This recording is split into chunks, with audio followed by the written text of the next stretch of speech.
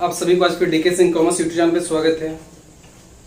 मैं previous class में मैंने बताया था कॉस्ट अकाउंटिंग के बारे में जो क्वेश्चंस थे, उस इंपॉर्टेंट क्वेश्चन को मैंने मतलब सॉल्यूशन करके बताया था, जो आपको एग्जामिनेशन बहुत ही इजी से बन सकता था, आप बना भी सकते थे, है ना। जो मैंने मित्र ने पूछा था क्वेश्चन, वैसा क्वेश्चन मैं डाल रहा था, तो प्लीज आप लोगों ने देखा भी, पसंद भी किया, मुझे अच्छा लगा।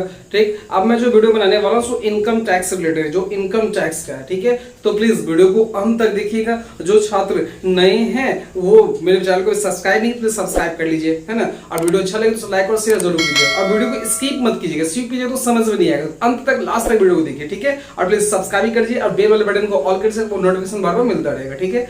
मैं आपको लूंगा क्या इनकम टैक्स में, थोड़ा सा इंट्रोडक्शन में बता देता हूं क्या होता है, देख लीजिए। इनकम टैक्स,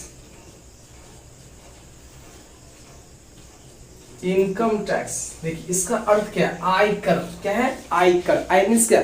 आई मींस क्या होता है? इनकम, आपने जो भी कमाया उस पे जो गवर्नमेंट आपसे टैक्स लेती है, आपने जो भी अर्निंग किया गवर्नमेंट आपसे टैक्स लेती है, तो ये इनकम टैक्स, आयकर। आयकर क्या होता है? एक सेंट्रल गवर्नमेंट द्वारा लगाया गया एक डायरेक्ट टैक्स है, डायरेक्ट टैक्स आपसे लिया जाता है ना। जो भी आप अर्निंग करोगे, एक छोटी मोटी भाषा में आप समझो ना, कि आप जो भी सुविधा लेते हैं, दैट मींस आप जो टैक्स देते, कहते हैं ना, कोई व्यक्ति बोलता है कि मैं टैक्स दे रहा हूं, तो जो गवर्नमेंट आपसे टैक्स वसूल करती है, जो आपसे कर लेती है, वही जो आपने कमाया, जितना आपने कमाया, आप जो अर्निंग सोर्स एक लिमिट है, उससे ज्यादा जो आप अपने आय कमाया, उस पे आपसे गवर्नमेंट टैक्स वसूल करती है, ठीक है। वो मैं टैक्स स्लैब कर बताऊंगा कि टैक्स स्लैब कितना कमाएंगे, कितना साल में कितना मैं कमाऊंगा, कितना टैक्स देना होगा, है ना, और कितना मैं कमाऊंगा तो टैक्स देने की आवश्यकता नहीं हो, मैं एक्सप्लेन करूंगा, मैं बता दूंगा टैक्स स्लैब के बारे में, तो प्लीज देखते रहिए, समझ में आ जाएगा। तो ये इनकम टैक्स डायरेक्ट टैक्स हो गया, ठीक है। तो एक व्यक्ति बोलता है, देखिए आप थोड़ा सा अपने पे एग्जांपल ले लीजिए। आप बोलते हो कि मैं कमा रहा हूं, मैं मेहनत की, मैं 5 लाख मैं कमा रहा हूं साल में, ठीक है, मैंने अर्निंग किया, तो मैं गवर्नमेंट को क्यों टैक्स, आपको बगल में बोलता है कि मैं कमा रहा हूं तो मैं अपने पड़ोसी को पैसा क्यों दूं, ऐसा बोलते हो ना। तो ये बात एक मैटर बनता है कि आप क्यों दोगे, गवर्नमेंट को क्यों टैक्स दोगे, ठीक है। तो ये जो है, लेकिन आप गवर्नमेंट को टैक्स दोगे, है ना, क्यों देना पड़ता है? क्योंकि गवर्नमेंट आपसे टैक्स इसलिए वसूल करती है, आप को जो सारी सुविधाएं मिलती हैं, रोड मिलती है, बिजली पानी जो भी मिलती है, गवर्नमेंट उसी टैक्स के पैसे से पूरा फुलफिल करती है, ठीक है। और वही टैक्स से हमको जितनी सुविधाएं वो मिल पाती है, ठीक है। तो ये टैक्स हमसे गवर्नमेंट जो है वसूल किया करती है। जैसे मान लो आप किसी भी मकान में रहते हो, सिर्फ साधारण बात समझो, किसी मकान में आप रहते हो, तो वहां जो जिस मकान में अपने रहा वहां रेंट देना पड़ेगा, रेंट देना ही होगा।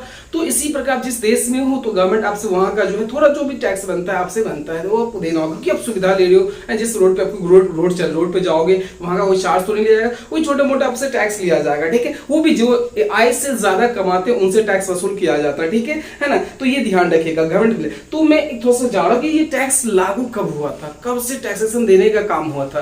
तो आज से काफी दिन पहले, जब हमारा देश गुलाम था, दैट मींस का आज जानते हो अंग्रेजों ने गुलाम करके रखा था, तो एक समय था, आपको याद होगा 1857, दैट मींस का 1857, जब एक मंगल पांडे सैनिक ने सिपाही विद्रोह किया था, याद होगा ना, सिपाही विद्रोह किया था, दैट मींस का उन्होंने एक मतलब अंग्रेज के खिलाफ, अंग्रेजों ने क्या किया था कि सैनिकों को अपना प्रयोग, इंडियन सैनिक को यूज किया करते थे, दैट मींस का। तो उसी समय जो एक थे मंगल पांडे ने, उन्होंने क्या किया, मतलब विद्रोह फैला दिया पूरे सैनिकों में, ठीक है। और उसके कारण पूरी भारत में क्रांति हो गई, है ना। तो इससे क्या हुआ, अंग्रेजों को थोड़ा सा ज्यादा नुकसान लगा, तो वो नुकसान की भरपाई के लिए उन्होंने क्या किया, 1800 सिपाही विद्रोह के कारण इन्होंने 1860 में टैक्स को लागू कर दिया, मतलब उसने बोला कर लगा दिया, टैक्स लगा दिया। और ये लगाने वाले व्यक्ति का नाम क्या था, सर जेम्स विल्सन नाम था। क्या नाम था, याद रखिएगा, सर जेम्स विल्सन था। कब लागू हुआ था, 1860 में लागू किए थे। क्यों किए थे, तो 1857 में जो हुआ था सिपाही विद्रोह, तो उसके कारण उनको लागू करना पड़ा था। क्यों? कि उनकी भरपाई वो कर सके। इसके बाद चलते चलते बहुत सारे इसमें संशोधन हुए, बहुत काम हुआ। अभी जो हम लोग अपना जो आजादी के बाद हम लोग जो टैक्स बनाए थे, वो बनाए थे 1 अप्रैल 1961, जो कि ये बना। और इसका टैक्स स्लैब कब डिपॉजिट हुआ था, यानी 1961-62 से आपका टैक्स स्लैब बनना शुरू हो गया था, है ना। तो ये था सबसे पहले व्यक्ति लगाने वाले कौन थे, एक सर जेम्स विल्सन थे। कब लगाए थे, जब 1857 में सिपाही विद्रोह हुआ था, उस वक्त लगाए थे। क्यों? क्योंकि उससे बहुत सारा नुकसान हो गया था, है ना। उन्होंने लागू किया था 1860 में, है ना। तो आपसे कोई पूछे कि टैक्स लगाने वाला प्रथम व्यक्ति कौन थे, तो क्या कहेगा, सर जेम्स विल्सन थे। सर कौन थे, सर जेम्स विल्सन थे। इसके बारे में लगाया गया था, ठीक है। तो अब मैं आपको थोड़ा सा बताऊंगा कि टैक्स स्लैब्स क्या है, टैक्स स्लैब्स का एग्जम्पशन अमाउंट क्या होता है, कितने अमाउंट मैं साल में अर्निंग करूंगा तो मुझे टैक्स देने की आवश्यकता नहीं होती है, और कितना मैं कमाऊंगा तो मुझे गवर्नमेंट टैक्स मेरे से लेगी। इसका मैं स्लैब्स के बारे में बताऊंगा, तो प्लीज इसको नोट कर लो, तो मैं आपको बताता हूं, ठीक है।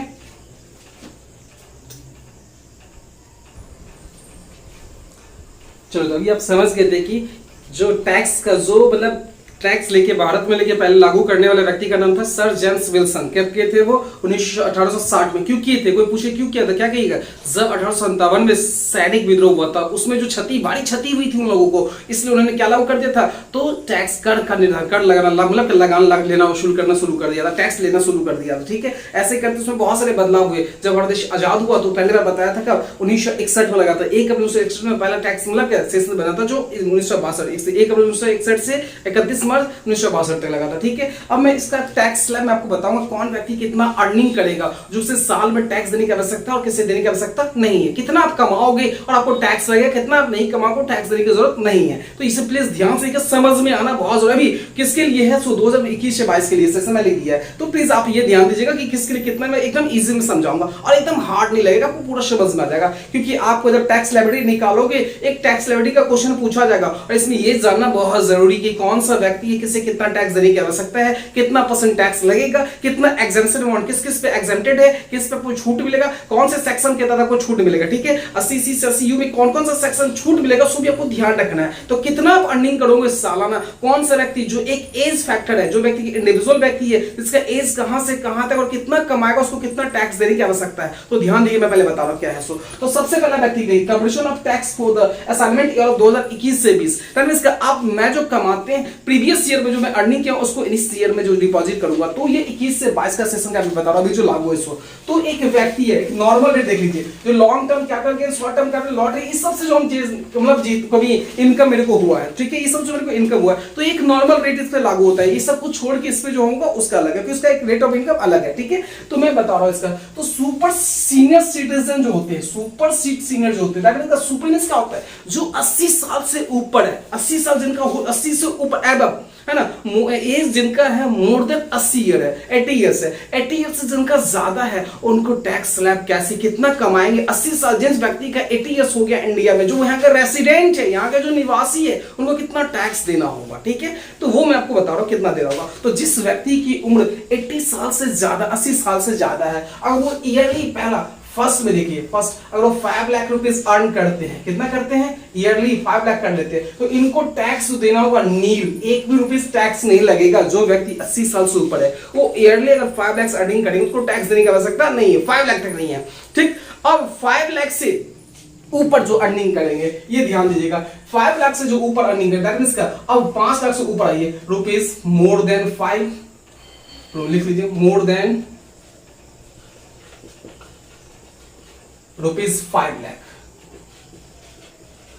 5 लाख से ऊपर कमाएंगे, दैट मींस 5 लाख से ऊपर, बट 10 लाख से नीचे, 10 लाख तक, 10 लाख तक, 5 लाख से ऊपर 10 लाख तक, जो एक सीनियर सुपर सीनियर सिटीजन जो है, ठीक है, ये जो 5 से 10 तक इनको लगेगा 20% टैक्स लगेगा। कितना % टैक्स लगेगा? तो 5 लाख तक इसको कितना % देना होगा? 20% देना होगा। ध्यान दीजिएगा, कितना % टैक्स लगेगा? उसको 20% देना होगा। तो ये आपका होगा 20% टैक्स, एक सुपर सीनियर सिटीजन का मैं बता रहा हूं। इसके बाद 10 से ऊपर होगा, 10 से जितना भी ऊपर जाएगा, ये मतलब 10 लाख से ज्यादा कमा रहे, 11 लाख 12 लाख, मतलब 10 से ऊपर होना चाहिए, 10 लाख से जितना ऊपर होगा इसका, उससे उसके ऊपर कितना लगेगा? उसको 30% टैक्स लगेगा, है ना। मोर देन 10 लाख लिख लीजिए,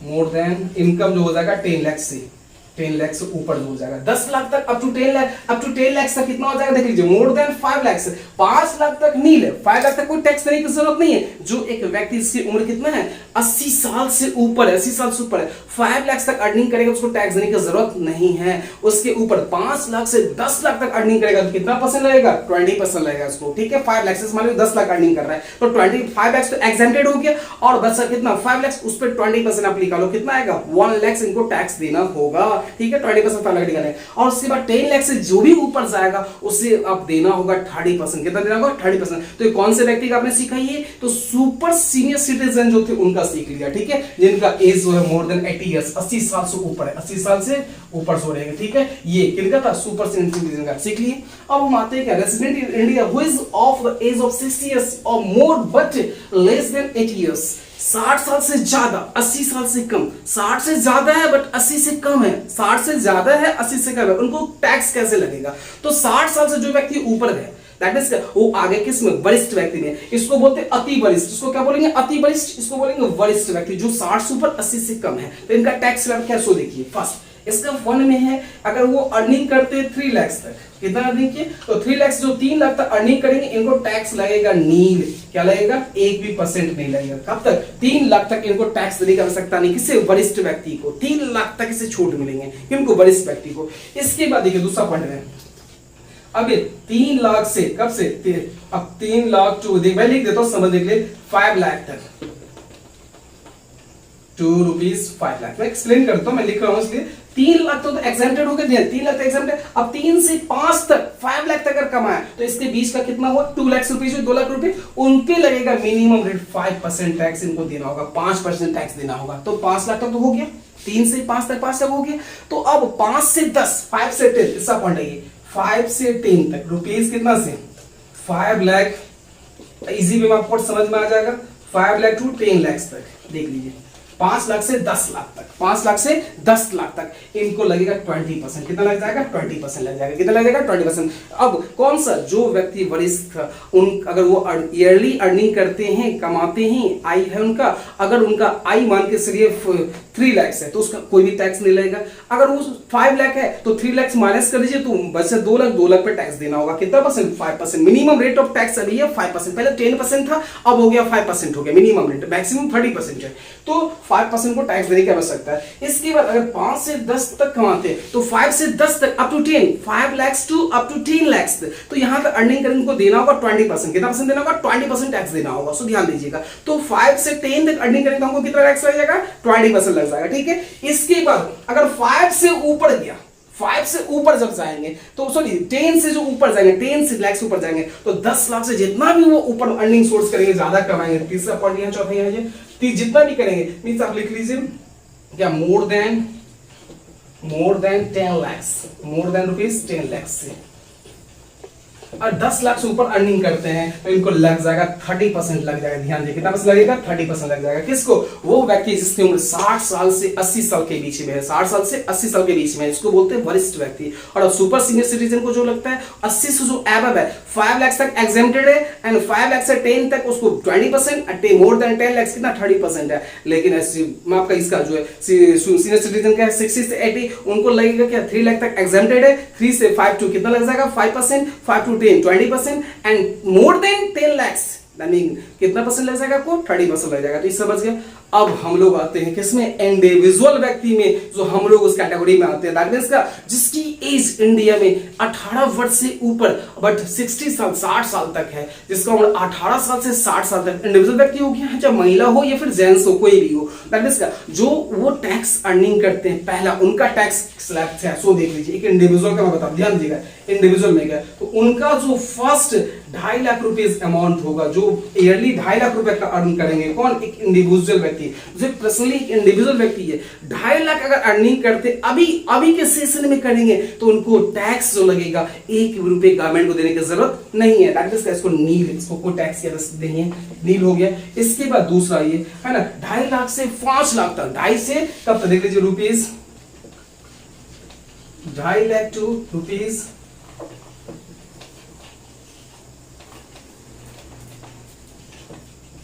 ₹5 लाख तक। अब 2.5 लाख से 5 लाख तक, तो भाई 2.5 तक तो आपका छूट हो गया। अब 2.5 से 5 तो आया कितना 2.5 लाख, उस पे लगेंगे 5%, कितना परसेंट लग जाएगा 5% आपको लग जाएगा, ठीक है। तीसरा में चाहिए, अब आप 5 लाख से 10 लाख तक, 5 लाख से 10 लाख तक जो आप अर्निंग करोगे, 10 लाख तक जो आप कमाओगे, तो आपको लगेगा 5 से 10 के लिए कितना हो गया 5 लाख हो गया, उस पे लगेंगे आपको कितना परसेंट लग जाएगा 20% लगेगा। लिख लीजिए आप ₹5 लाख टू ₹10 लाख, कितना लग जाएगा 20% लग जाएगा। कितना परसेंट लग जाएगा 20% लग जाएगा। 5 लाख से कब तक 10 लाख तक 20%। इसके बाद अब 10 लाख से कोई इंडिविजुअल व्यक्ति ज्यादा कमाते हैं, जिसका मान लीजिए कोई कमा रहा है, मान लीजिए 12 लाख कमा रहा है, तो 10 लाख से ऊपर हो गया, तो 10 से जो भी ऊपर होंगे कितना 2 लाख हुए, तो 2 लाख पे लगेंगे 30%, कितना परसेंट लग जाएगा 30% लगेगा। तो 10 लाख से जो ऊपर होगा उस पे लगेगा 30%। 4 में आइए, मोर देन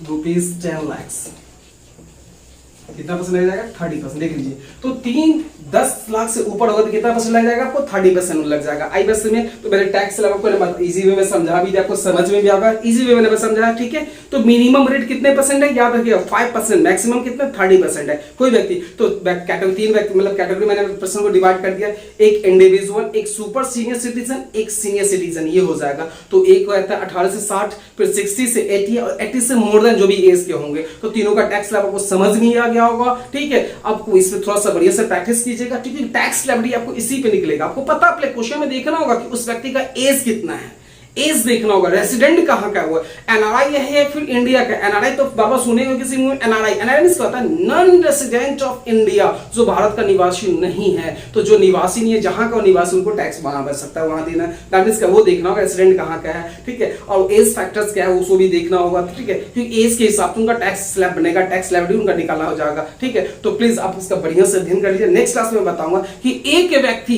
एक पर्सन कितने तरह से अर्निंग इनकम कर सकता है।